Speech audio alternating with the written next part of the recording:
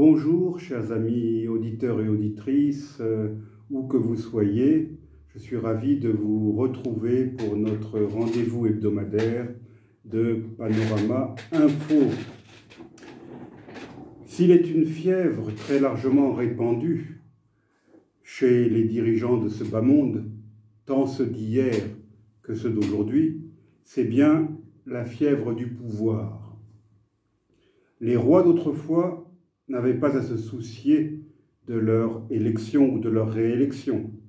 Ils restaient assis sur leur trône tant que Dieu leur prêtait vie, sauf accident de parcours nommé révolution. Les dictateurs d'hier se plaisaient à organiser des grands-messes durant lesquelles ils étaient reconduits dans leurs fonctions à l'unanimité et sous les regards énamourés de foules enthousiastes. Depuis la chute du mur de Berlin en 1989 et la disparition de l'Union soviétique 2 ans plus tard, le mot d'ordre à la mode est démocratie, de préférence multipartite. De nombreux vieux autocrates ont été mis à la retraite, de gré ou de force. Ce fut le cas, au Malawi, du président à vie Hastings Kamuzubanda, qui eut à subir l'humiliation d'une défaite électorale en 1994 à l'âge vénérable de 96 ans. Ce devait aussi être le sort en 2017 de l'inamovible Robert Mugabe au Zimbabwe, renvoyé dans ses foyers à 93 ans par les apparatchiks de son parti, qui pourtant lui devaient carrière, richesse, honneur et privilèges. En 2019, le général Omar Hassan el-Béchir fut expédié en prison par ses complices militaires alors qu'il avait seulement 75 ans. Ces 3 dinosaures africains avaient régné sur leur pays 3 décennies durant, presque 4 dans le cas de Mugabe. D'autres autocrates du continent africain j'entends, ont recours à divers moyens légaux pour s'accrocher au pouvoir tout en conservant des apparences démocratiques. Modification de la Constitution, annonce de résultats définitifs par des commissions électorales qui n'ont d'indépendante que le nom, validation de réélection par de dociles cours constitutionnels, entre autres procédés. Ce fut le cas encore récemment dans de nombreux pays africains, Togo, Cameroun, Tchad, Ouganda, Rwanda, pour n'en citer que quelques-uns. Il existe cependant 2 pays en Afrique qui semblent montrer l'exemple au reste du continent. Il s'agit du Kenya et du Malawi. Au Kenya, en 2017, la Cour suprême de ce pays avait osé invalider l'élection présidentielle d'août 2017, qui avait vu le président sortant Uhuru Kenyatta être réélu avec 54,28% des suffrages. C'était le candidat battu qui avait saisi cette Cour suprême, car il contestait les résultats. Une nouvelle élection fut donc organisée le 26 octobre suivant. Elle confirma la réélection du président Kenyatta. Ce scénario kényan avait fait l'effet d'un coup de tonnerre sur le continent africain. Il avait certainement dû faire réfléchir nombre d'autocrates qui s'accrochaient à leur pouvoir et qui, désormais, cherchèrent à se prémunir encore un peu plus d'une telle indocilité de la part de leur haute juridiction. Pourtant, ce scénario à la kenyane s'est reproduit au Malawi. Ce petit pays d'Afrique australe, que je connais bien pour y avoir vécu un total de 6 années, ce petit pays, donc, s'était déjà fait remarquer par sa transition démocratique pacifique de 1994, après 30 années d'une dictature absolue sous laquelle j'ai vécu, celle du président à vie Kamuzu Banda. Le Malawi est l'un des pays les plus pauvres du monde. Selon la Banque mondiale, plus de la moitié de sa population vit sous le seuil de pauvreté. Le pays, essentiellement agricole, est d'ailleurs dépourvu de richesses minières. C'est un grand exportateur de tabac surtout, mais également de thé et de café. Après le retour de la démocratie, le Malawi est parvenu à organiser des élections générales à intervalles réguliers, s'offrant même le luxe d'une cohabitation entre 2004 et 2009, lorsque le président Bingu wa Mutharika était dépourvu de majorité parlementaire. Durant son premier mandat, le président avait donc dû louvoyer et composer avec l'opposition majoritaire au Parlement. Le Malawi avait encore surpris lorsque le président Bingu wa Mutharika décéda au cours de son second mandat le 6 avril 2012. La constitution malawienne prévoyait qu'il soit aussitôt remplacé par le vice-président.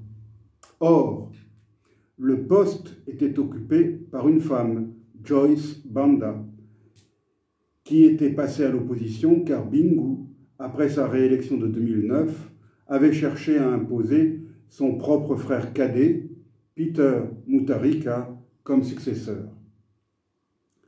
Son décès inopiné l'avait empêché de mener à bien son projet et avait pris ses partisans de court. Malgré le poids du parti du président défunt, Joyce Banda parvint à se faire reconnaître présidente de la République.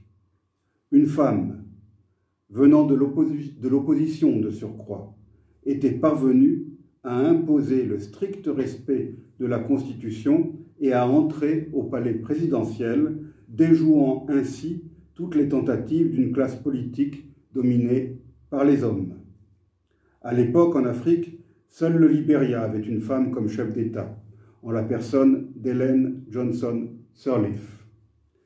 Joyce Banda occupa le poste de président jusqu'au terme légal du mandat de son prédécesseur, comme le prévoyait la Constitution. Elle tenta de se faire élire à l'élection présidentielle de mai 2014, mais elle échoua, et le frère du défunt président Bingu, Peter Mutharika, put prendre sa revanche en étant élu président. Cet ancien professeur en droit économique international et en droit constitutionnel se présenta à nouveau au terme de son premier mandat, lors des élections générales de 2019. Le système en vigueur jusque-là prévoyait que le candidat arrivé en tête soit déclaré élu, quel que soit son score, sans qu'il soit besoin d'organiser un second tour. C'est ainsi que Peter Mutharika fut réélu avec 38,6% des voix seulement, contre 35,4% au candidat arrivé en seconde position. Le faible score du président sortant et l'écart insignifiant, 159 000 voix seulement, entre les deux candidats arrivés en tête, permirent à l'opposition de contester cette victoire, ainsi que la légitimité de Peter Mutharika. D'autant que de nombreuses irrégularités dans le déroulement du scrutin avaient été dénoncées, en particulier l'usage excessif de Tipex. Vous savez, le Tipex, c'est cette espèce de blanc correcteur qui sert à corriger, à effacer nos fautes de frappe lorsqu'on tape un document. Et le Tipex avait été utilisé de manière un peu excessive sur les bordereaux de décompte des voix. C'est ainsi que le scénario kényan put avoir une version malawienne. Le 3 février 2020, la Cour constitutionnelle du Malawi, dont la décision était fébrilement attendue par la population, rendit son verdict. La lecture du jugement, retransmise en direct à la télévision et à la radio, s'étala sur plus de 7 heures. Les 5 juges durent se relayer pour lire leur décision contenu dans un document de 500 pages. Il était fait état d'une élection truquée n'ayant pas été organisée dans des conditions libres et régulières. Une élection, selon le document lu par les juges, marquée par des fraudes à répétition, des falsifications de documents, en particulier des procès-verbaux modifiés avec le désormais célèbre Tipex, à tel point d'ailleurs que le président réélu avait été surnommé le président Tipex. Dans leur jugement, les 5 juges dénonçaient en outre une démonstration d'incompétence de la part de la commission électorale indépendante ayant failli à ses devoirs, pour reprendre les termes utilisés. En conséquence, la Cour constitutionnelle déclara nulle et sans effet l'élection de Peter Mutharika et ordonna qu'une nouvelle élection présidentielle soit organisée dans un délai de 150 jours. Enfin, et c'est très important, le jugement ordonnait aussi que la nouvelle élection se fasse par le biais d'un scrutin uninominal à 2 tours, si aucun des candidats n'obtenait 50% plus une voix au premier tour.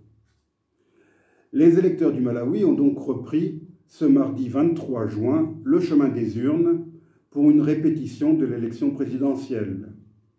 Les 2 principaux candidats sont les mêmes que lors du scrutin annulé de 2019, le président sortant, Peter Mutharika, et son rival, Lazarus Chakwera.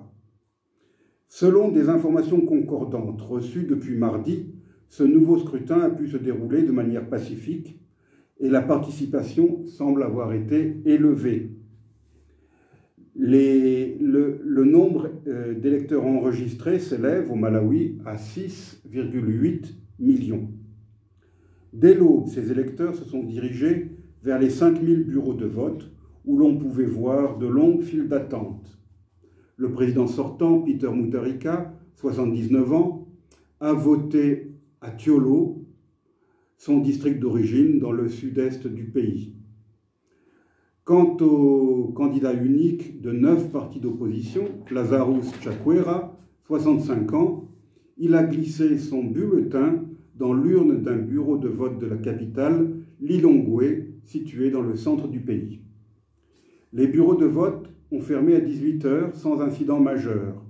Selon le nouveau président de la Malawi Electoral Commission, la commission électorale du Malawi, Chifundo Kachale, le vote s'est dans l'ensemble déroulé de façon pacifique, à l'exception de quelques incidents qui n'ont cependant pas perturbé le processus.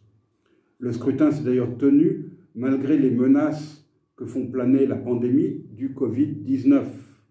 Pendant la campagne, les candidats ont participé à de nombreuses réunions publiques à travers tout le pays. La Malawi Electoral Commission avait promis que les règles de prévention sanitaire seraient respectées. À ce jour, le Malawi compte 803 cas de Covid-19 confirmés, dont 11 mortels. Au moment où j'enregistre cette émission, aucun résultat n'est encore disponible. Le candidat de l'opposition, Lazarus Chakwera, est présenté par de nombreux analystes comme le favori de ce scrutin. Sa victoire éventuelle serait une nouvelle surprise qu'offrirait le Malawi, tant il est rare en Afrique qu'un opposant l'emporte face à un président sortant. Le soir de l'élection, Chakwera a déclaré, je cite, « Nous avons rendez-vous avec le destin, l'heure d'un nouveau Malawi a sonné. Je veux servir le Malawi avec intégrité, je veux régler nos problèmes, à savoir les détournements de fonds publics et la corruption. » Qui est donc Lazarus Chakwera ? Ce fils de petit paysan est un pasteur, né à Lilongwe en 1955. Il est diplômé en philosophie de l'Université du Malawi. Il a également décroché plusieurs autres distinctions académiques dans d'autres universités en Afrique du Sud, ainsi qu'un doctorat aux États-Unis. En 2005, il est devenu professeur au séminaire théologique panafricain. Il entra dans l'arène politique en 2013 en se faisant élire président du Malawi Congress Party, le parti du Congrès du Malawi, l'ancien parti unique, chassé du pouvoir lors de l'avènement de la démocratie en 1994. Avant cela, il était le président des Assemblées de Dieu, qui est la principale église de la mouvance pentecôtiste. Une éventuelle victoire de Lazarus Chakwera marquerait donc le retour du MCP au pouvoir après 26 années d'opposition. Ce serait aussi la première fois qu'un pasteur arriverait à la tête de l'État dans un pays, le Malawi, où la principale église, rappelons-le, est l'église catholique. On trouve également des anglicans, des presbytériens et une minorité musulmane. Quel que soit le résultat, ce qui est important dans ce nouveau scrutin, c'est le signe de l'indépendance de la justice dans ce pays. C'est aussi un signe de bon augure pour la démocratie, non seulement au Malawi, mais aussi dans l'ensemble du continent africain. Je vous remercie, chers amis, pour votre attention et pour l'intérêt que vous portez, j'espère, maintenant, parce que j'en parle assez souvent, au Malawi.